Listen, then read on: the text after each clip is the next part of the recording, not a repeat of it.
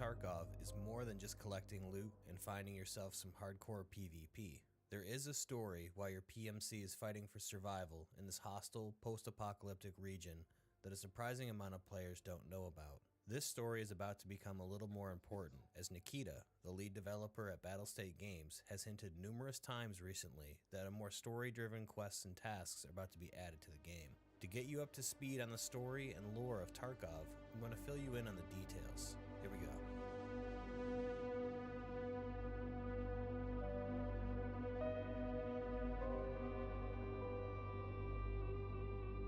To truly understand the full story of Tarkov, you first need to know that the lore of this series is actually the result of 3 different game projects, all produced by Battlestate Games, that also have supporting content such as concept artwork and even books and novels. The 3 games are Contract Wars, Escape from Tarkov, and Russia 2028. Contract Wars was BSG's first successful game and set the scene for events and games to come later.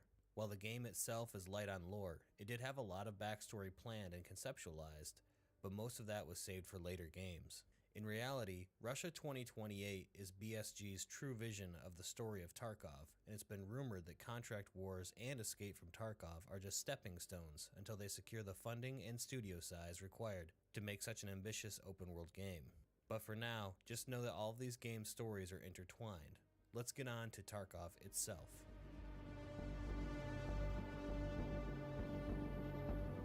Tarkov City is the largest metropolitan center in the Norvinsk Special Economic Zone. The Norvinsk region was specifically created to be a sort of gateway to the west, linking Europe to Russia.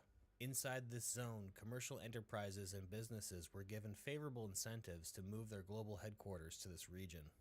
The city of Tarkov, when compared to other Russian or European cities of the time, was extremely modern. It was a capitalist playground, which boasted near zero regulations and red tape that typically was the bane of most megacorporations. The region quickly grew in size as it became home to more and more corporate honchos, financiers, lobbyists, and industrialists. One of those corporations was the Terra Group Corporation, a name you'll need to remember. Terra Group isn't just one company, but as the name implies, a group of similar corporate entities that are all working towards the same goal. Also included in the Terra Group are a number of shell companies and holding companies that are specifically designed to lead investigators towards dead ends in the event anyone tries to go sniffing around while following paper trails. Sometime between 2016 and 2028, Terra Group became involved in a series of political scandals that would eventually turn violent.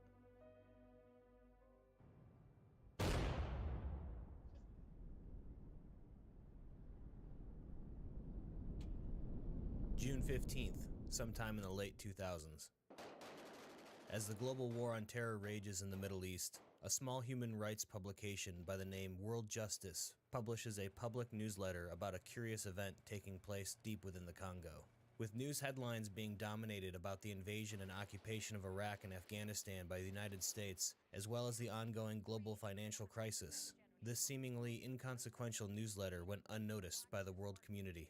Charges have been levied against the multinational corporation Terra Group by a court in Brazzaville, in the capital of the Federal Republic of Congo, for illegal mining operations, as well as the use of private security agencies against the local population.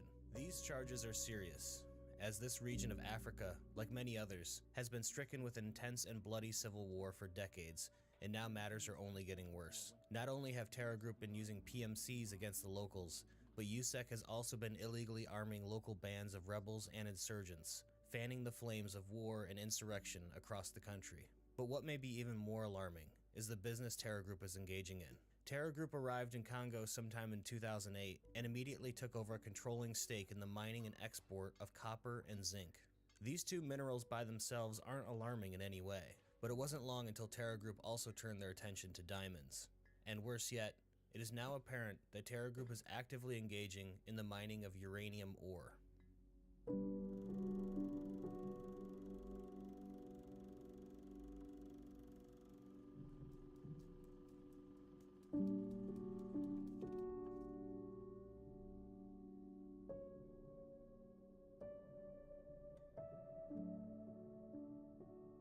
If we look deeper into the context of this discovery, we can start to paint a haunting picture of the true intentions of Terra Group.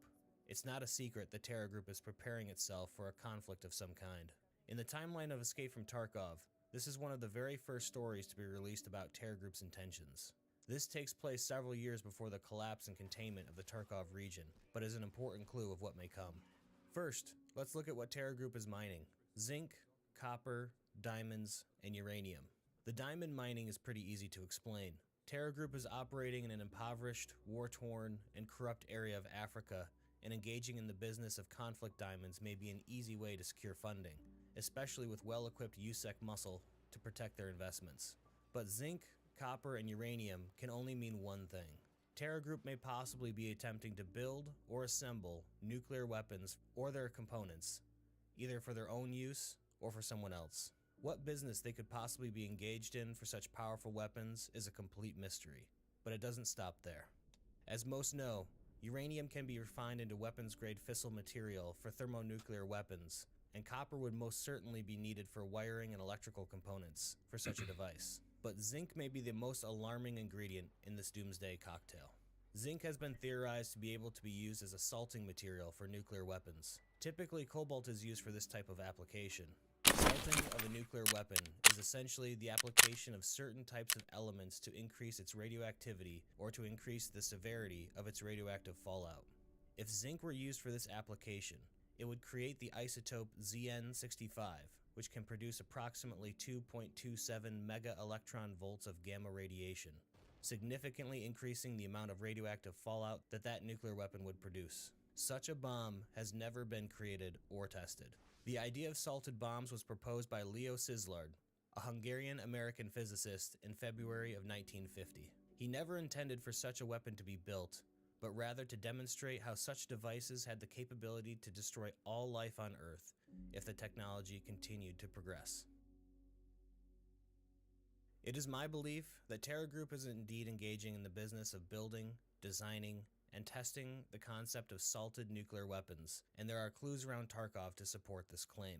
First, there's a high amount of radiological testing and monitoring devices that can be found in all parts of the Tarkov region, from gas analyzers to Geiger counters and protective equipment to entire truckloads of radiological survey equipment. If we take a look at our character's health page, there's also a space reserved for radioactive damage. And finally, at the lab's location, it is apparent that there have been spills of some kind of luminous green sludge, possibly a component or byproduct of fissile material handling going on in Terra Group's labs. It also explains why Terra Group has gone to such massive lengths to protect their secrets. The purchasing of military equipment, the funding of a massive private military, and openly engaging in hostilities with Russian authorities all points to Terra Group needing to hide a very, very big secret. While the main source of these scandals is still shrouded in mystery, what we do know is that Terra Group was actively paying off Russian and local government officials for old military hardware. What they needed this hardware for is still unknown, but at the same time they either became closely linked with the United Security or USEC company, or possibly absorbed them completely. But for now, realize that they are essentially taking over all of the armed security for all Terra Group locations. August 2011. Soldier Magazine, a popular Russian publication on military and private military affairs, publishes an in-depth expose on the clandestine private military group known as USEC, or United Security. Although PMC companies typically keep much of their business held close to their chests, a journalist belonging to Soldier Magazine performed diligent investigative journalism to glean as many details as he could about this mysterious organization. This is the full history of USEC.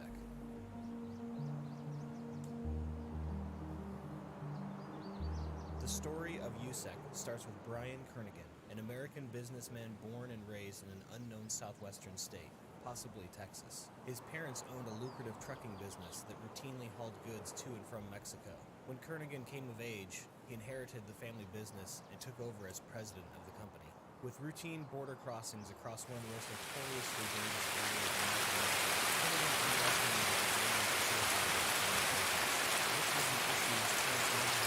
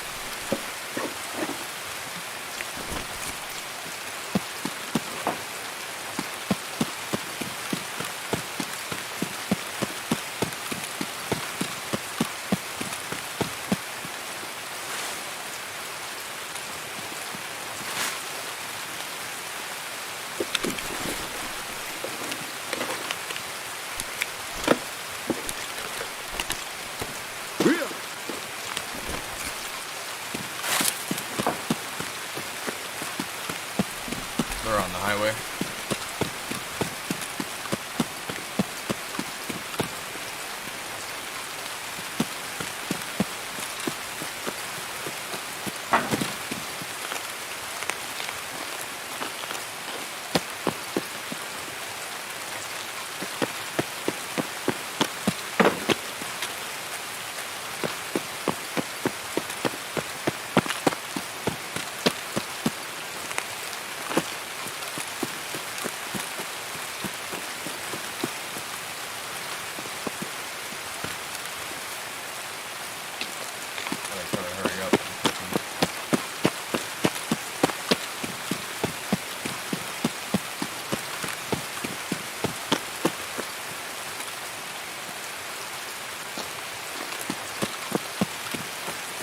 Вали кепку!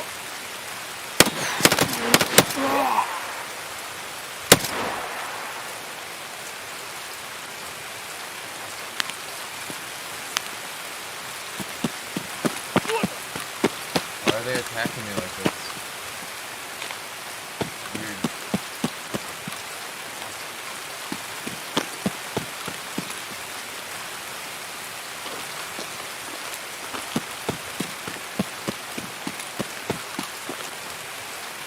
They're like full-blown pushing me and shit.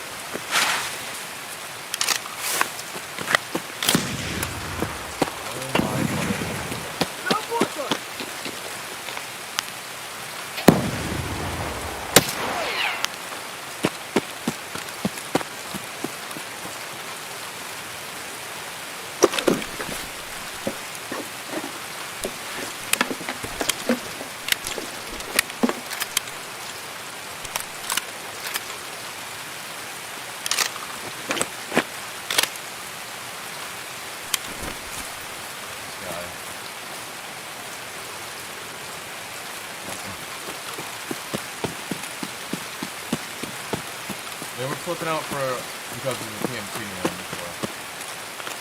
There's a PMC over here. On the left.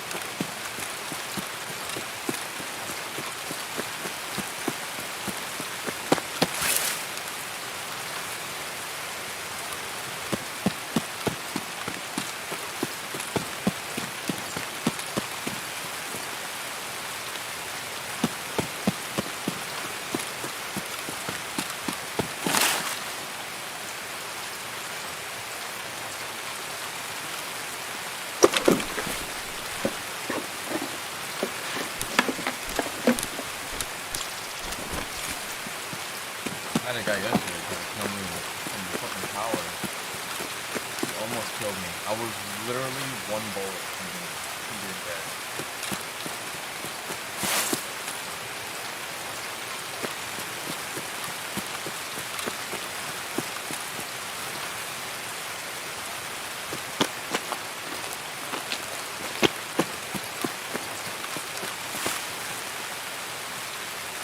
a whole items page to see if you use and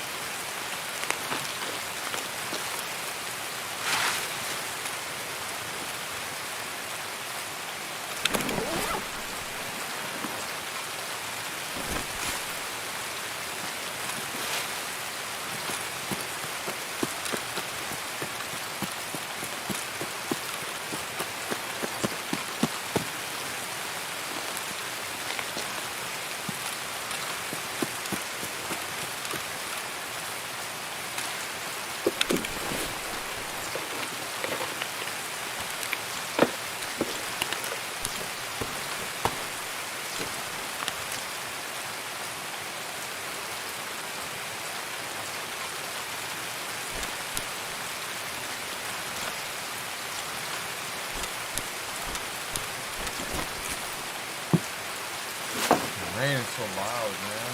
I'm going deaf right now.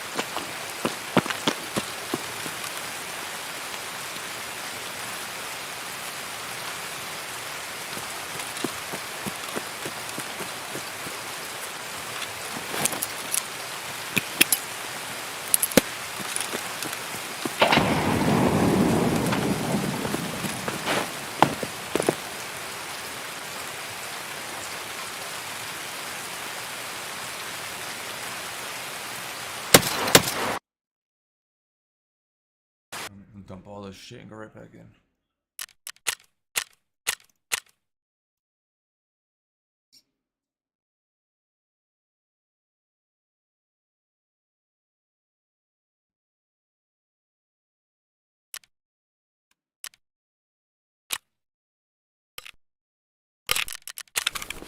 So far is what it looks like.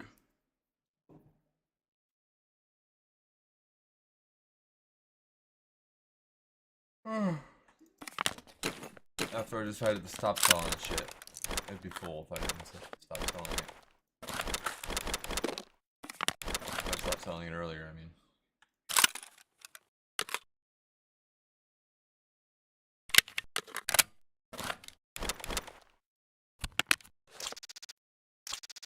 What the fuck? I didn't know you could do that. I just accidentally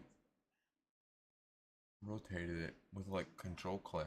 I didn't know you can do that.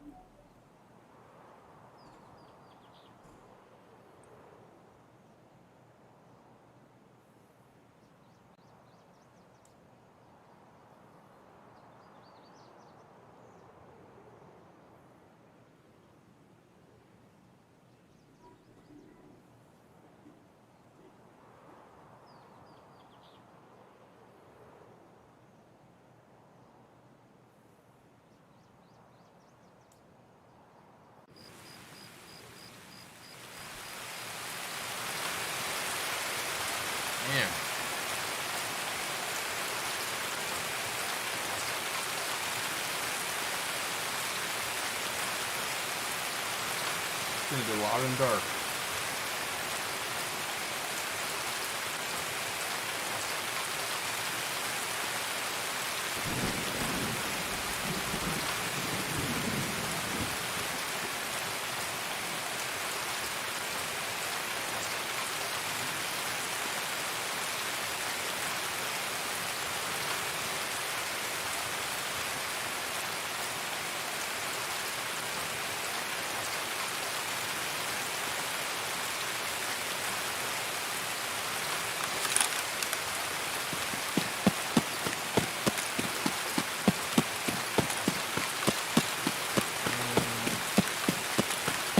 Probably cut someone out real quick, and then I'm gonna get tired.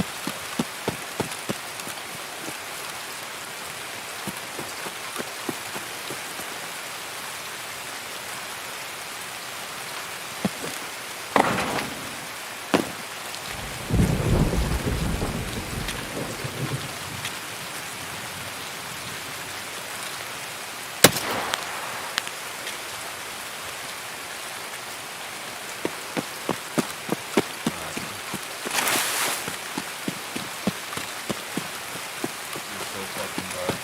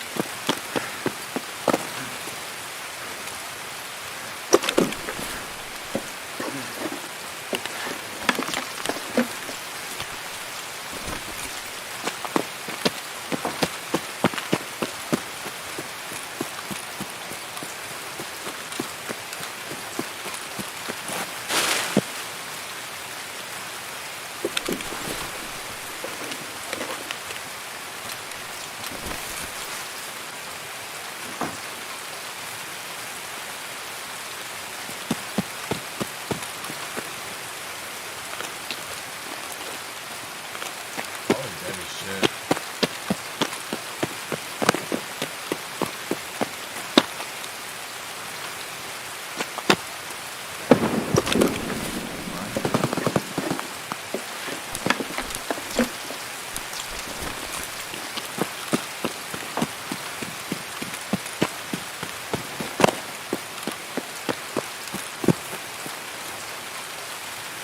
That was actually cool because I was outside.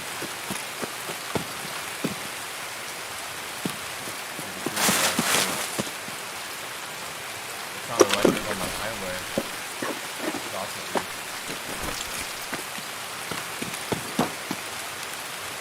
I don't know how they're seeing shit unless they have a thermal.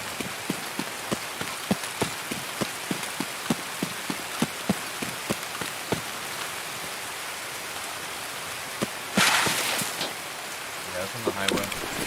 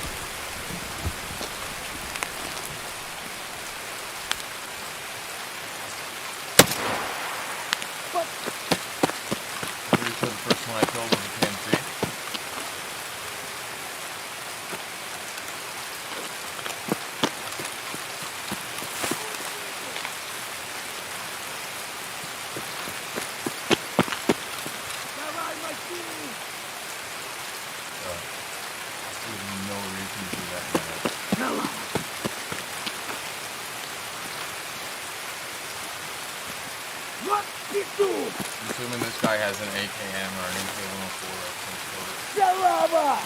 What are you? Why are you so angry, man? I think this is a PM3 or scout. I think it was a PM3. Yeah. Тики-брики, пальчик вытянуть. Nice, bro. What's your phone?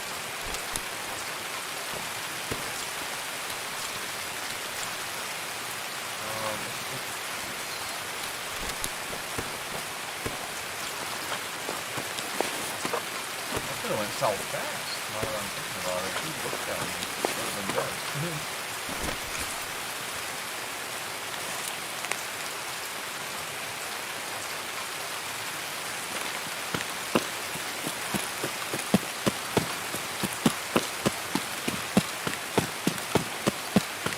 Pay attention, I guess. Let me save a friend. That's the only thing I have to worry about right now. Get sound in there.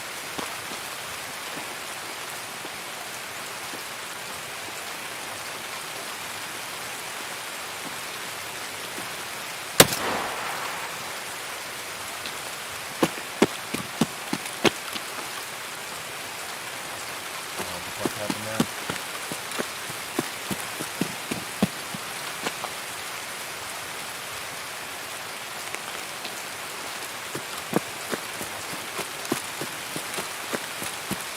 We came from this way.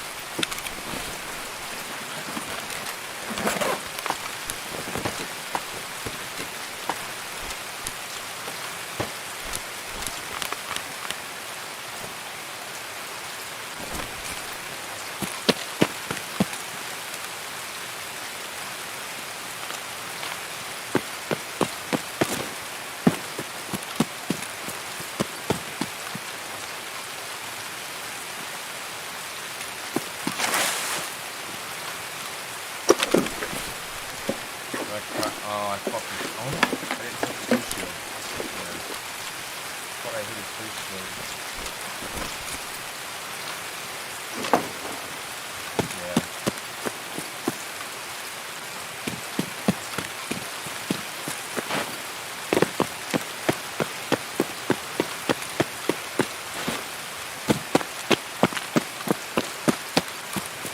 I don't know why he didn't move after I shot him the first time. Doesn't make sense. I shot him once in the head, and his helmet deflected it, and then he just didn't even move the slightest bit. Whatever.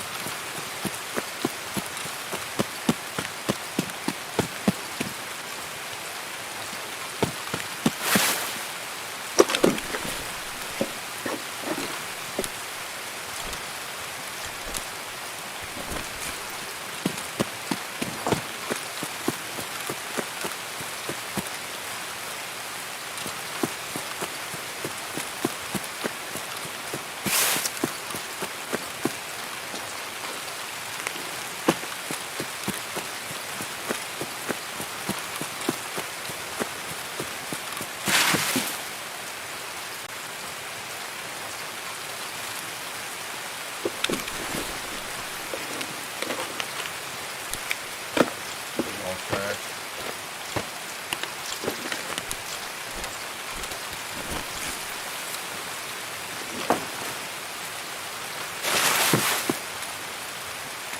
guaranteed some fuckers sitting at the expo. I don't know why I think he's gonna leave that dude.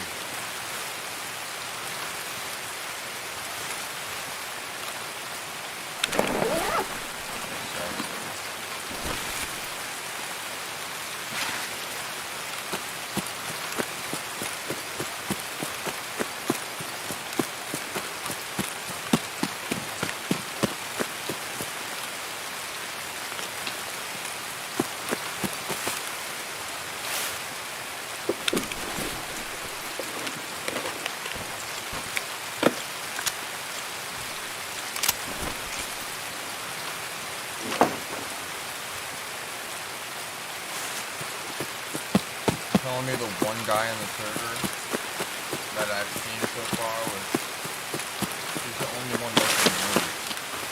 I don't hear anyone else shooting or anything.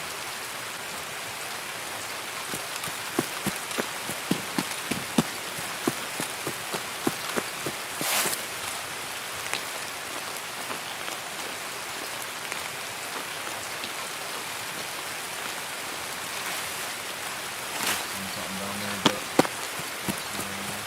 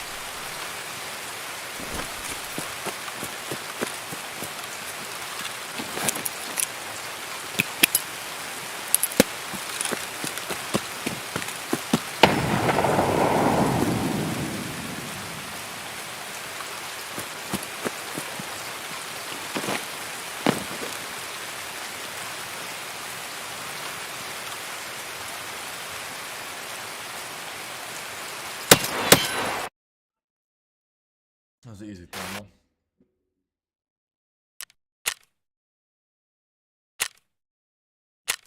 I actually did hit him twice too.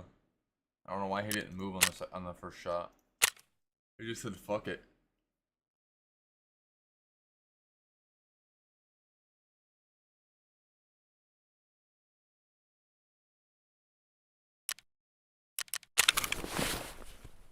Alright, I'm just gonna put this. Somehow, if I could find a gun in here to put it on, they all have thermals already. So I'm just gonna have to do that.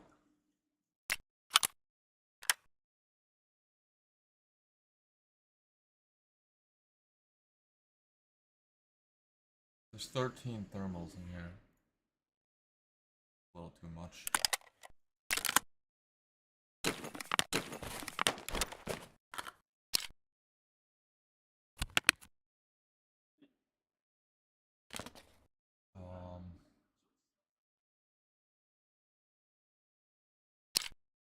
this one's clapped, so let's put this one down here. There.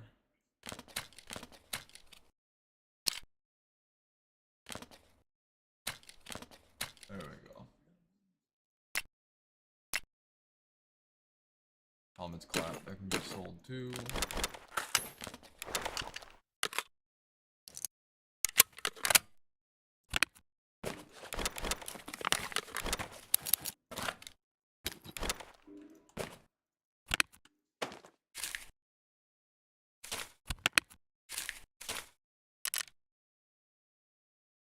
Pick up, good to go.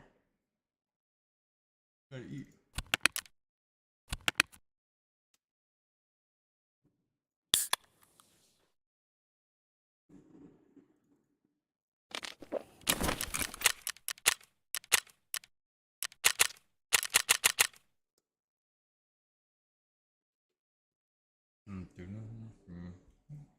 Far more profitable to build his own private security company rather than paying dollars from other companies.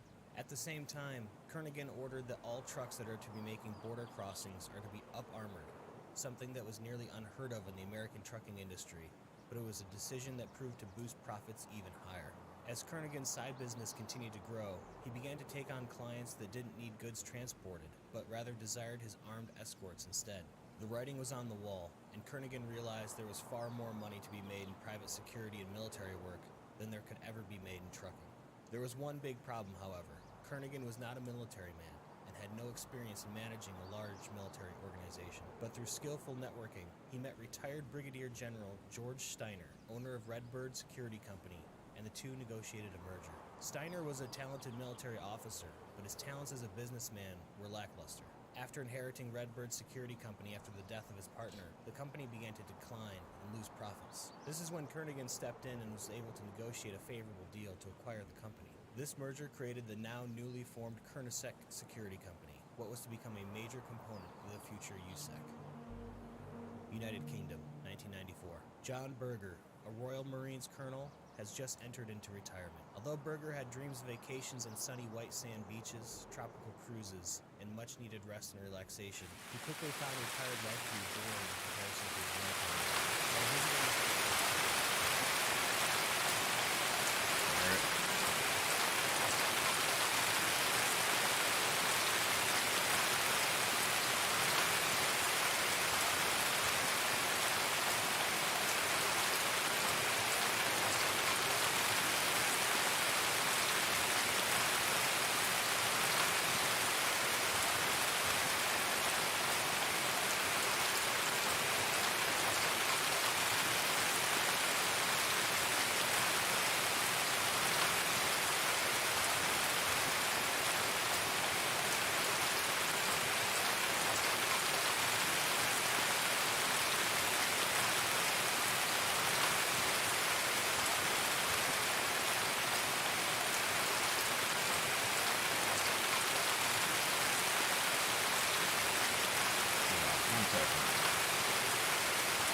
I have a feeling that he's gonna do something here. I'm gonna leave it on my end screen for a second, even though it's not ending.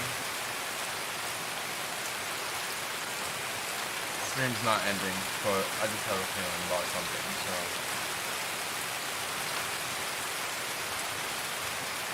I'm not gonna play this stupid game.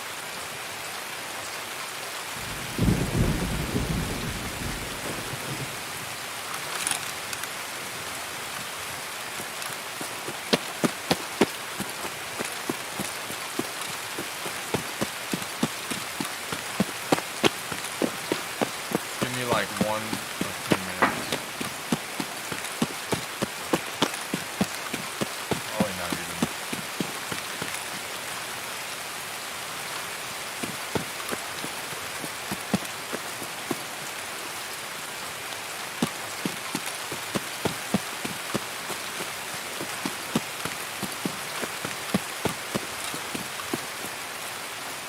I'll just start pulling IPs and knocking people's houses down. I really don't care. Like most of the night.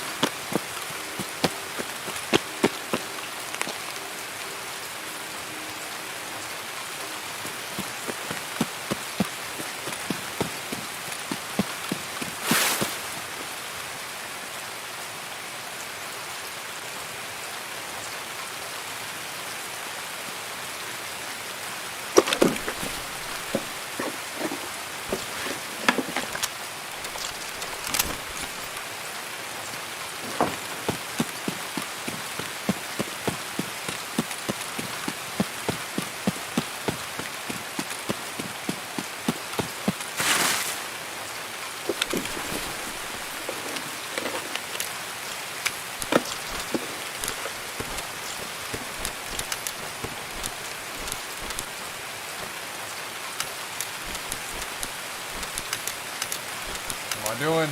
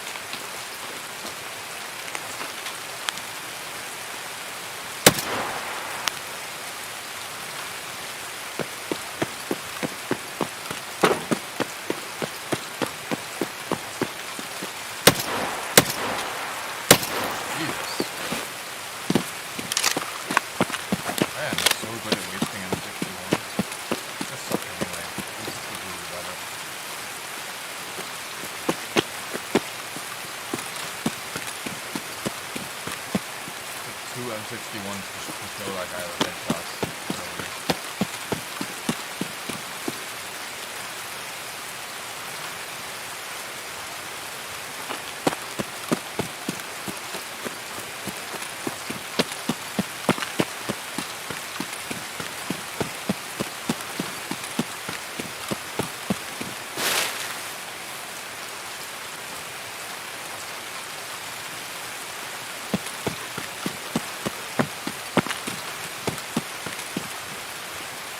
Короче, капец, блядь, служивый! That's why M61 sucks. Служивый! You black my arm out instantly.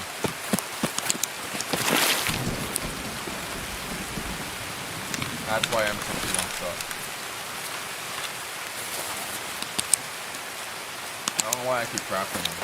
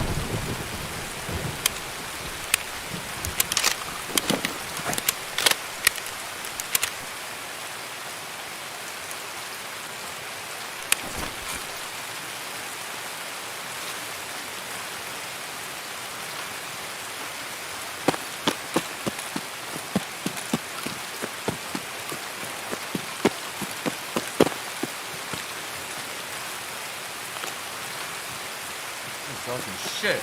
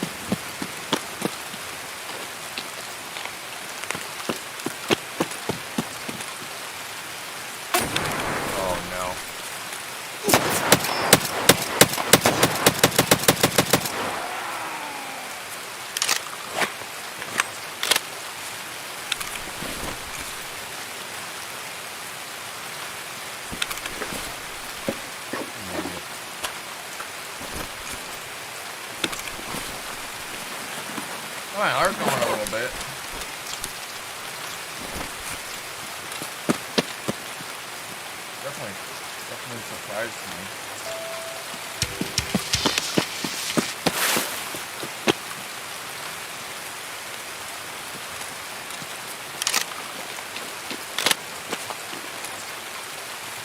What was that, man?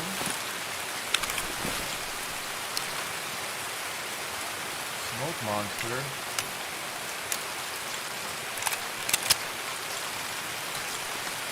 Fucking did nothing. I don't even know what he did to me. What the fuck did he shoot me with? He didn't even hurt me.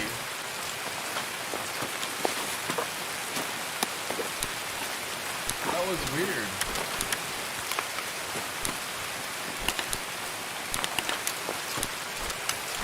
I've never been shot and like not been hurt before. That was so fucking weird.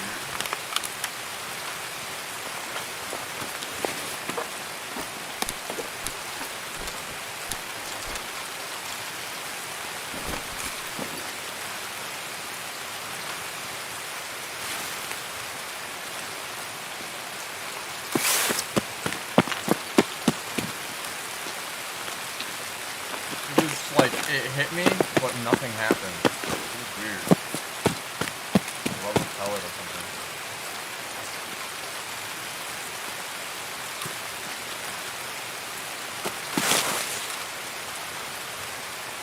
Oh, who hit that?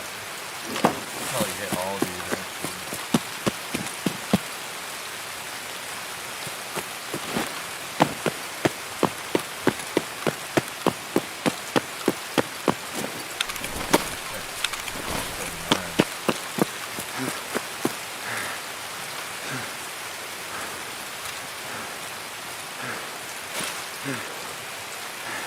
Can't crawl into this bush.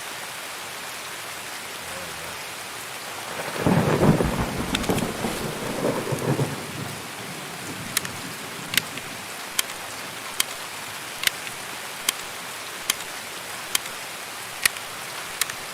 This guy. Nice looking shotgun though. I mean, it didn't do much. Either that or you missed the shit ton of ammo. I don't know what was going on. But it was a weird situation.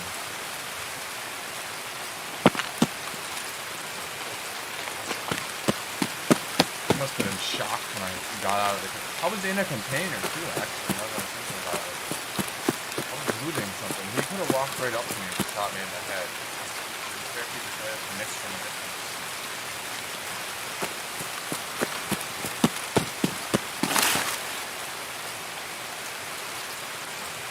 Yeah, he hit all of these.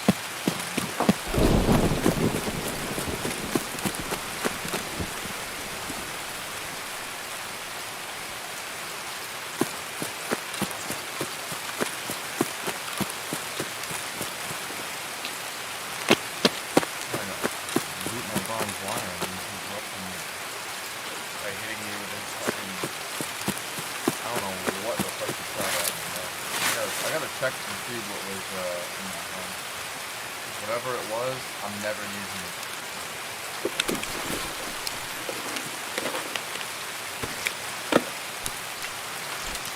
I'm literally never using it, whatever it is. Oh shit. Damn, those things are good. I've been told to use those every time I use a shotgun. Don't use Fichette.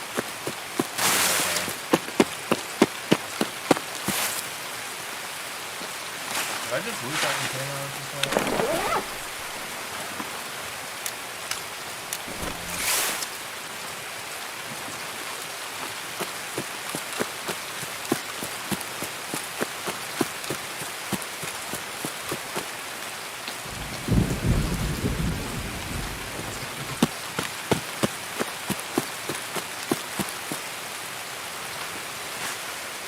Yeah, he hit on it.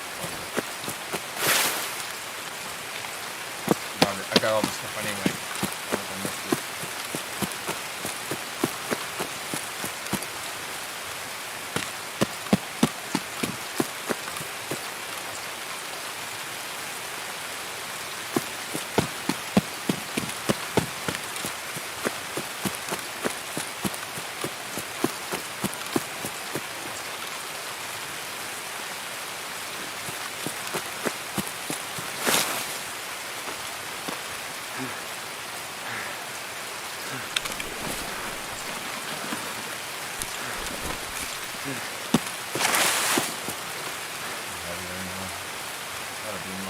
50.5.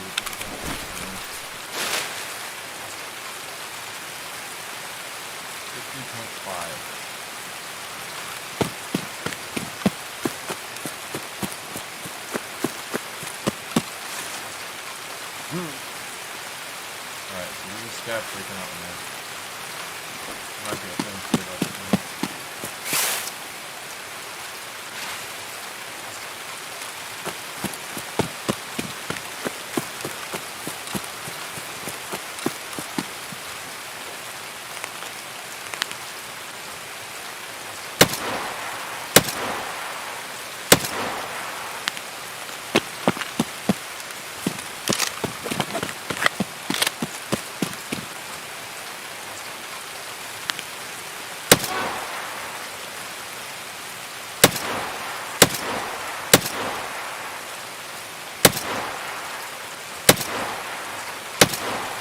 I think I just got him. Fuck these N61s. They suck. You have to shoot a guy twice in the head. They suck.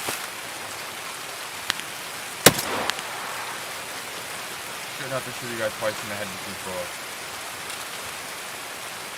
They're costing me like 200k to practice these weapons. And I have to shoot someone twice in the head and go, that's hard.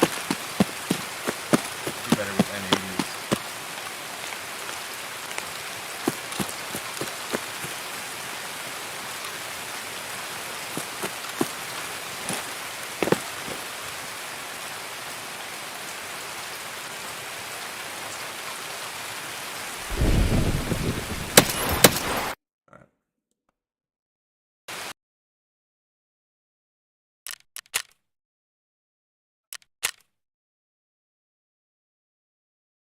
I hit that guy a lot. I only hit the other scabs like twice each. Oh no, I forgot to heal myself.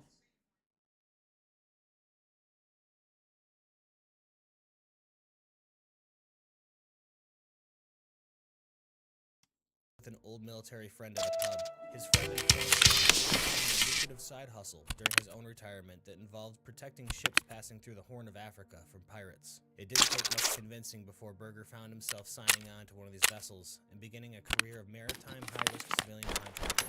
On Berger's first voyage, his ship was attacked by pirates. Armed only with a revolver, Berger failed to repel the attack, and while his life was spared, the ship and much of its crew was lost. With an inexperienced crew and poor equipment mostly to blame, Berger returned to the UK and signed on with a new company, but this time with experienced officers and much better equipment, including semi-automatic AR-15 carbines. Again, Berger's ship was attacked off the coast of Somalia, but this time the attack was easily repelled, not letting the usefulness and effectiveness of proper armed escorts to go unnoticed. Upon returning to the UK, Berger establishes the Safe Sea Maritime Paramilitary Transport Company. During the growth of Safe Sea, Berger met Ronald Henry Hunt, a former UK civil servant, and who would go on to become the head of business development for USEC. Better hurry, Hunt because I want to do helped one more Berger night acquire one government contract after the next, and soon Hunt encouraged Berger to grow Safe Sea to an international level, suggesting a merger with the American Koenigsegg Company. The negotiations were successful,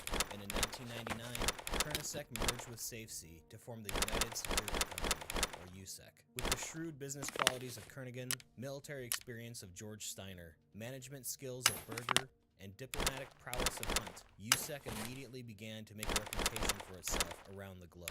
Within just a few years, USEC gained the attention of the Pentagon as the invasion of Iraq began to roll out. But USEC was only one of dozens of hired PMC groups in Iraq, with their reputation being shadowed by larger and much well-known organizations such as DEFCON.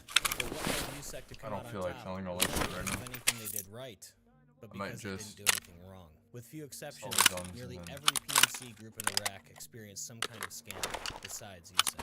By 2007, USEC had built up a reputation of strict professionalism and attention to detail. Most notably, above all else, their operators never ever allowed details to leak of any kind of the nature of the business. This reputation caught the attention of the multinational corporation Terra Group, which signed on USEC to take over all armed security at all Terra Group locations. American and British soldiers I'm not listening to completing their tours of duty in Iraq and Afghanistan. There was also now a massive pool of eligible and experienced recruits for USEC to hire. But USEC would not go I'm gonna without a put- spotless oh, I only record have 7 that was left. free of scandal forever. Sometime around Dump 'em in here. 2009, USEC brought on Gus Van Sant, a former U.S. Army Nice. Green Beret, onto their board of directors as the director of special fuck. operations. It wasn't long until a scandal erupted in the Democratic Republic of Congo. Gus Van Sant is an extremely important name that you'll need to remember.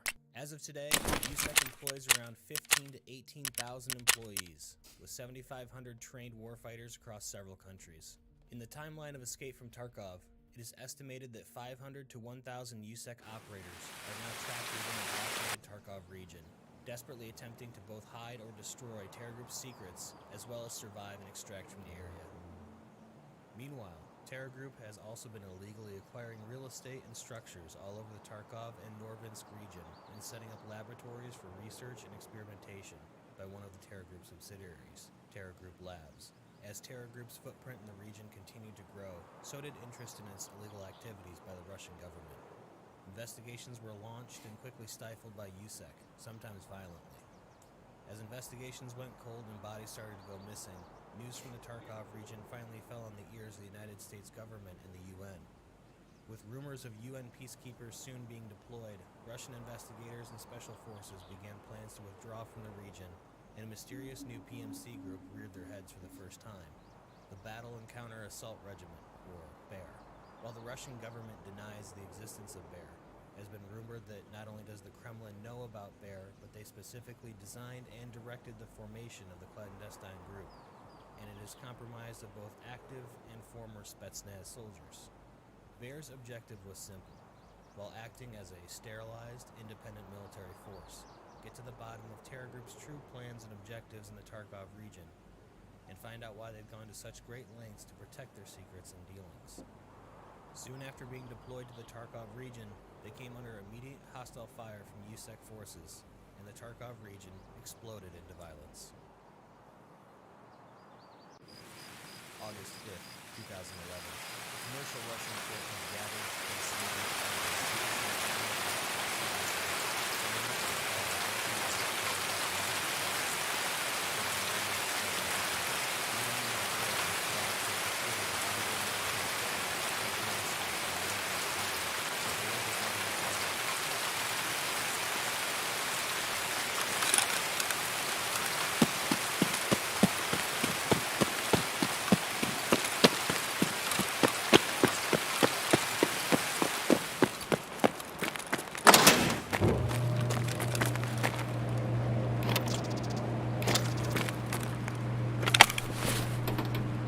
Oh, I brought the nuts back in. Didn't realize they were there.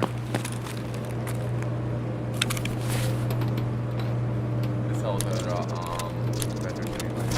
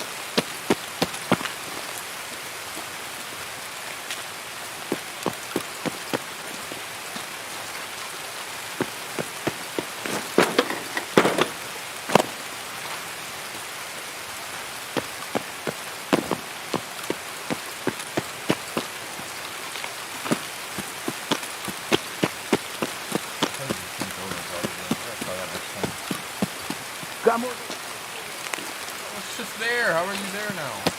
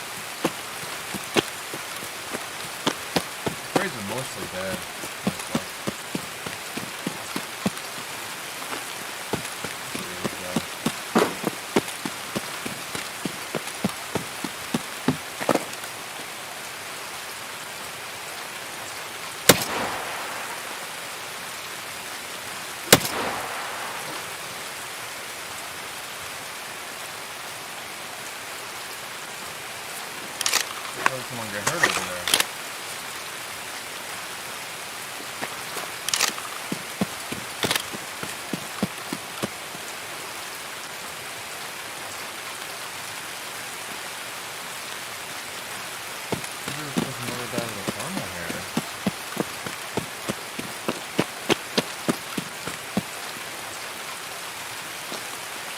I didn't hear the shot. Someone got hurt though.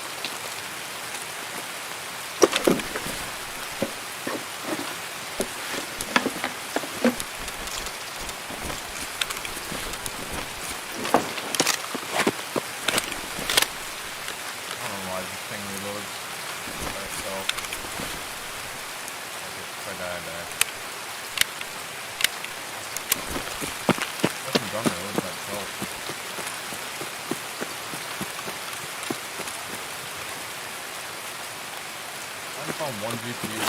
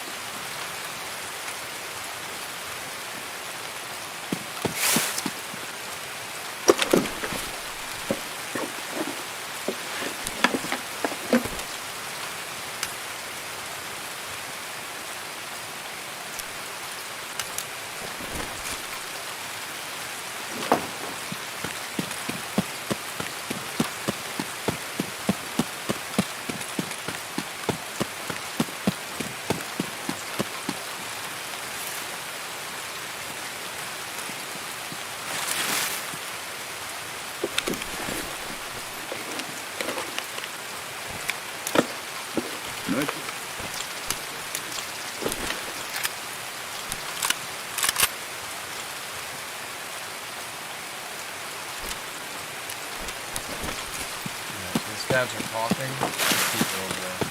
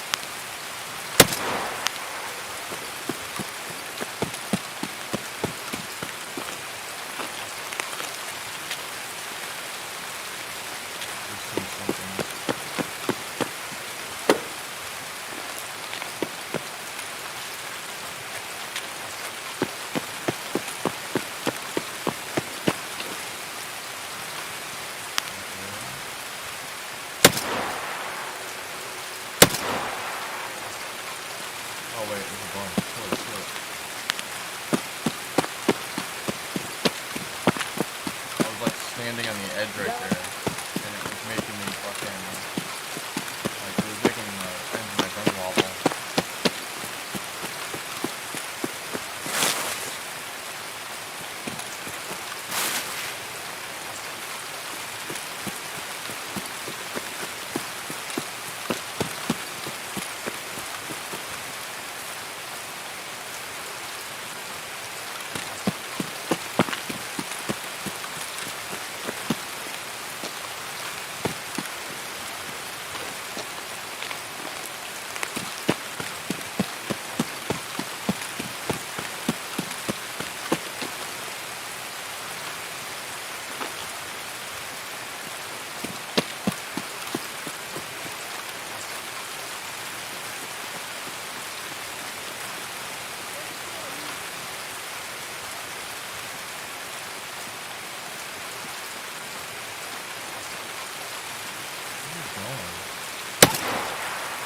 Давай, ну! What's that?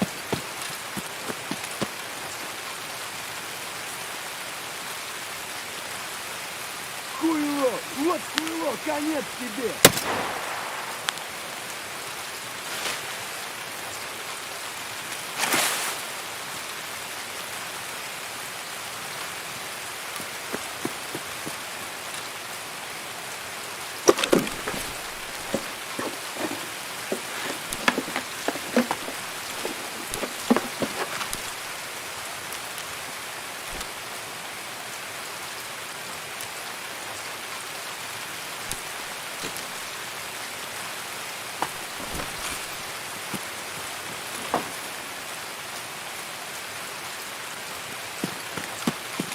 They were talking without someone being here. Someone just ran by.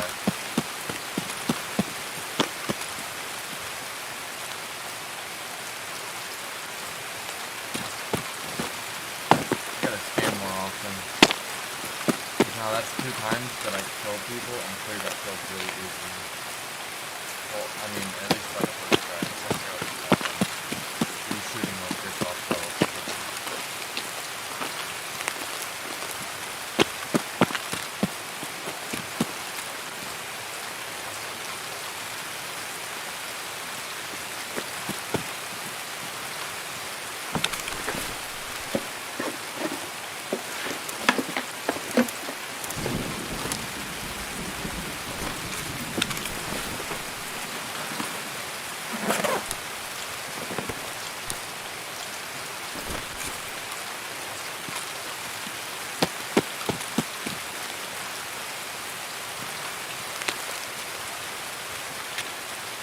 Seen someone.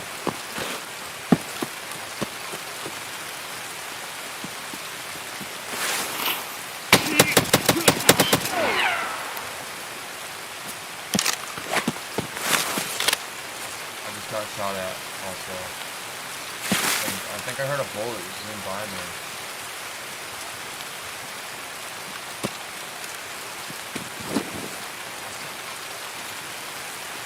I might die here.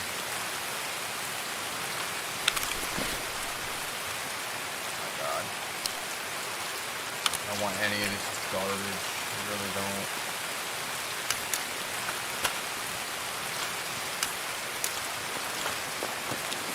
All this garbage.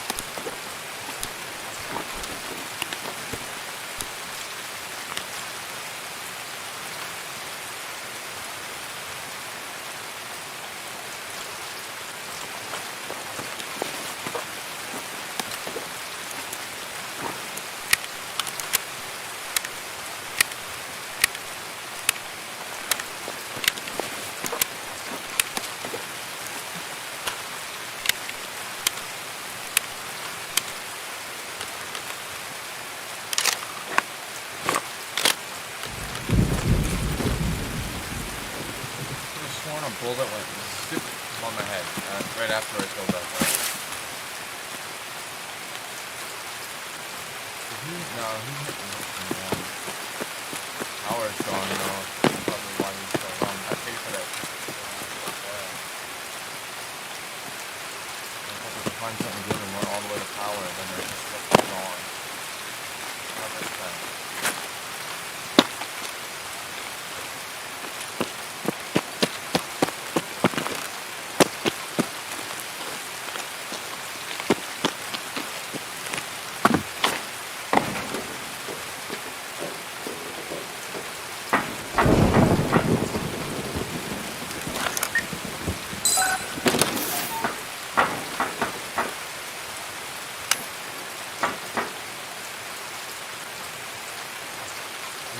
figure out the space I gotta remove.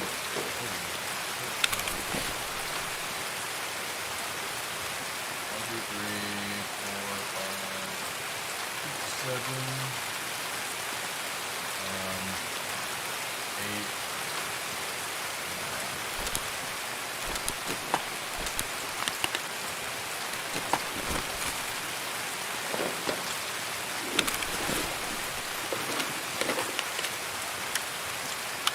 That's trash.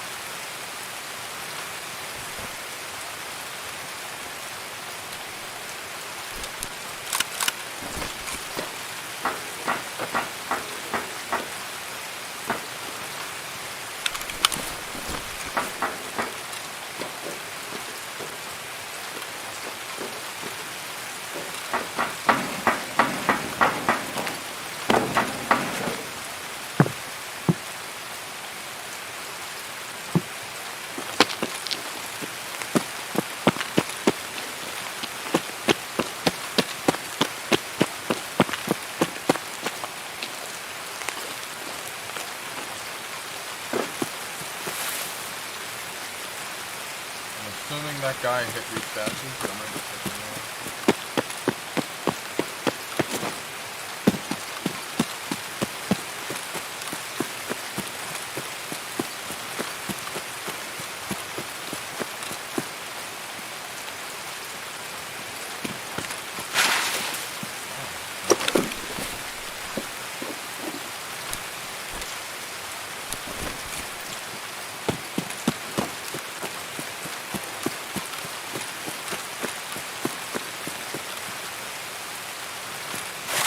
Figure if I pay for power to go right in the beginning, there's a higher chance that I'll see one extra person.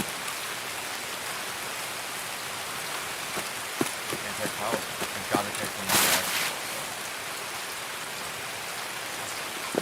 I'm gonna do that from now on.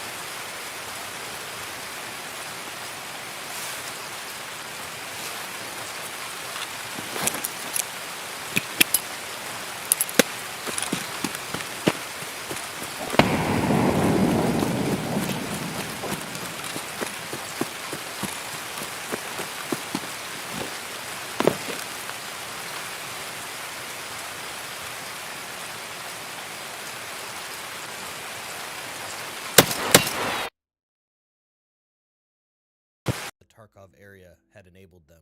The reasoning behind this collusion is still unclear to this day, but the fact that the local Tarkov government was working hand in hand with Terra Group means that this seizure warrant had to be taken all the way to the top. It was to be handled by the Russian FSB.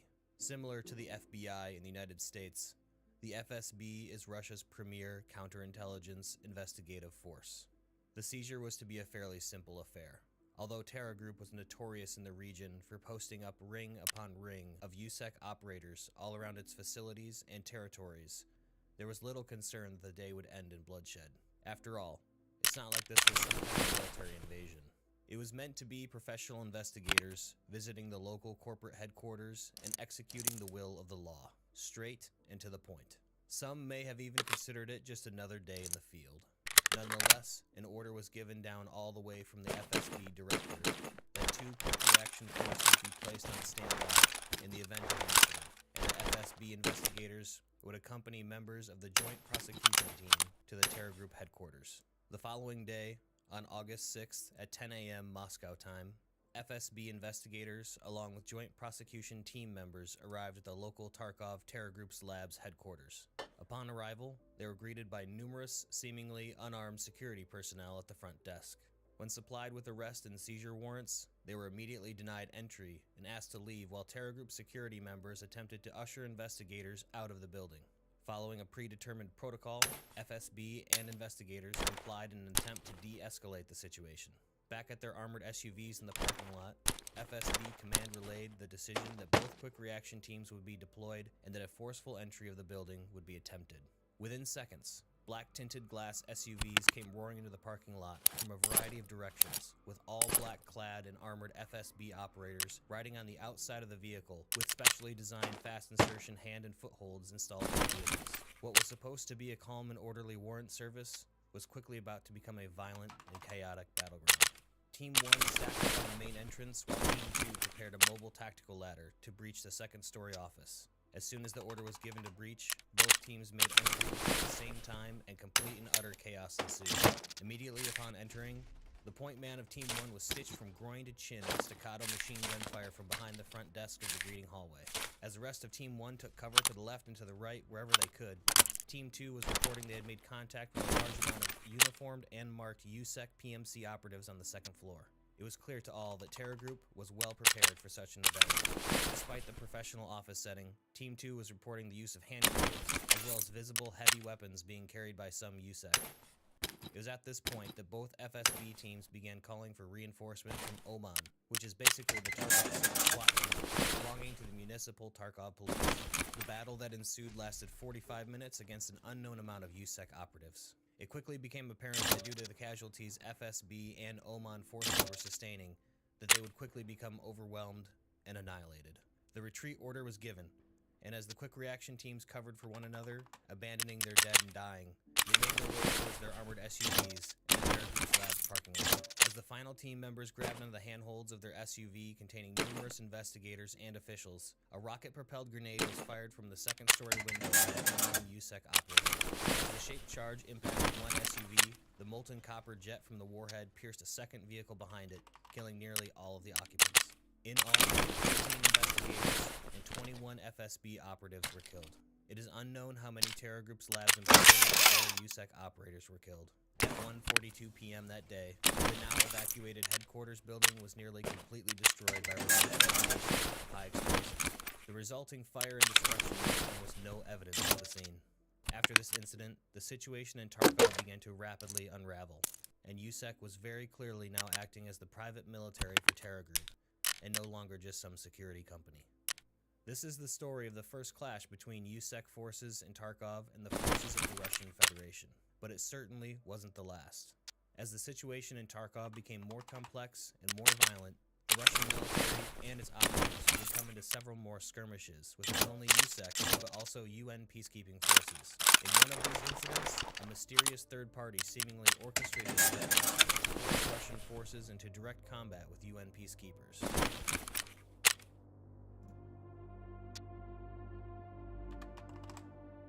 Within weeks of the fighting between USEC starting, The Russian government sealed off the Tarkov region to prevent violence from spreading, but also to prevent more outside Western parties from deploying forces to the region.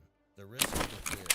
If more UN peacekeepers were to be deployed, or worse yet, actual uniformed troops from a NATO-allied country or even the US soldiers arrived, it could potentially result in open conflict between Russian and NATO armed forces that could quickly spiral out of control into full-blown conflict between nuclear powers. Not only that, but with increased Western attention, NATO forces would potentially get to the bottom of terror groups' activities before Bear did, and choose to destroy any evidence of terror groups' true intention.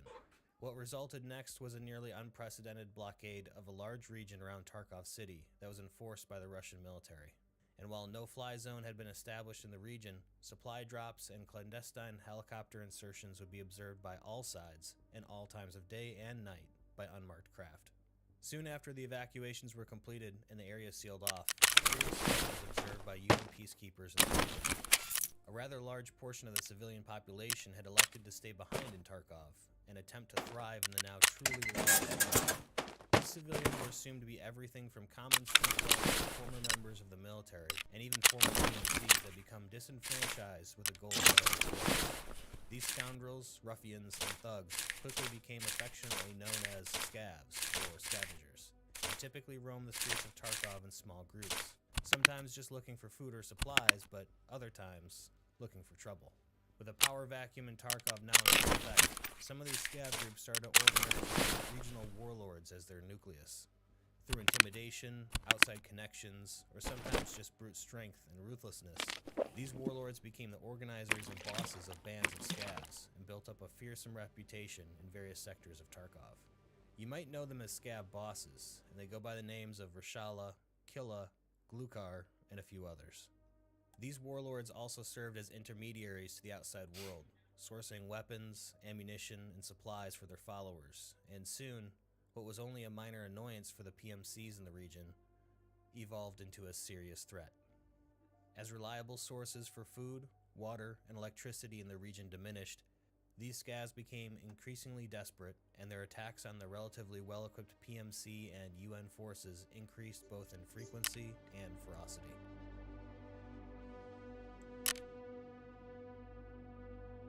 As the fighting within Tarkov reached its climax, an unknown Bear operative that eventually became separated from his unit discovered a critical piece of intelligence relating to Terror Group's secret dealings. This operative discovered helmet cam footage of USEC operators at an unknown Terror Group labs location, liquidating evidence and also engaging in the mass killings of Terror Group labs employees. As word of this incident spread, some former USEC operators became disenfranchised with the goals of their employers, as well as feeling as if they had been abandoned to die in Tarkov. As these PMCs attempted to try to make their way out of the Tarkov region, they quickly realized that the border guards did not discriminate and that a shoot-on-sight order was given for anyone approaching any cordon area. In a surprising turn of events, faced with certain death, pockets of Bear and former USEC operatives have been cited actually joining forces and sometimes even operating in small groups. It is assumed that their only goal at this point is survival and eventual escape from the Tarkov region.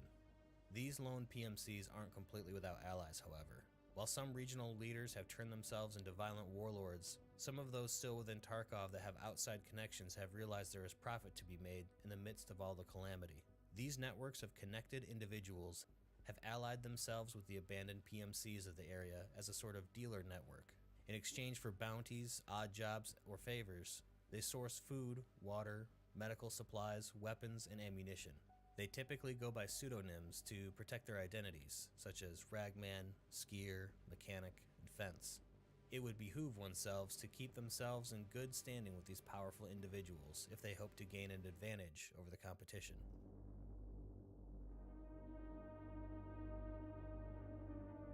And now we've come full circle to where you and your PMC begin their journey in Tarkov. Tarkov has been sealed off now for quite some time. You've become separated from your faction, regardless if you've chosen Bear or USEC.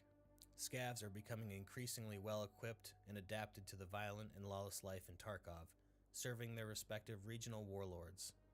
The UN peacekeepers, first sent to Tarkov to broker a peaceful resolution between the warring factions, has exposed itself to being just as corrupt and easily manipulated as any other faction within the region, committing genocide on the local population, funding violence, and playing both sides when it stands to benefit them. And with a constant era of violent tension, factionalism, and fractiousness, fanatical scavengers have organized themselves into a sort of cult.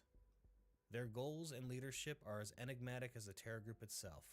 Meanwhile, there are still secrets and evidence of Terror Group's dealings to be discovered. Soon, routes to the heart of the city will open up, and your rogue PMCs will have new mysteries and dangers to explore. If you feel like you've only gotten part of the story, that's because you're right. The story of Tarkov is more complex than we realize, and it's only half written. As Escape from Tarkov continues to develop as a game, more of the story will become apparent. BSG has also done a great job of providing supporting content that gives us clues to the lore in the forms of novels and their phenomenal Raid live-action series. I don't know about you, but I'm very interested to see how the story of Tarkov evolves and eventually ends. But until then, let me know what you think of the story so far. Do you find it interesting? What do you think the Terror Group has been doing with all these labs and military equipment? And do you think the violence within Tarkov will stay contained there, or will it burst out into the larger world? Maybe even with large-scale military conflicts. Whatever your thoughts are, leave them in the comments below. If you'd like me to do a video sharing some of my Hey, great dudes. So my friends over at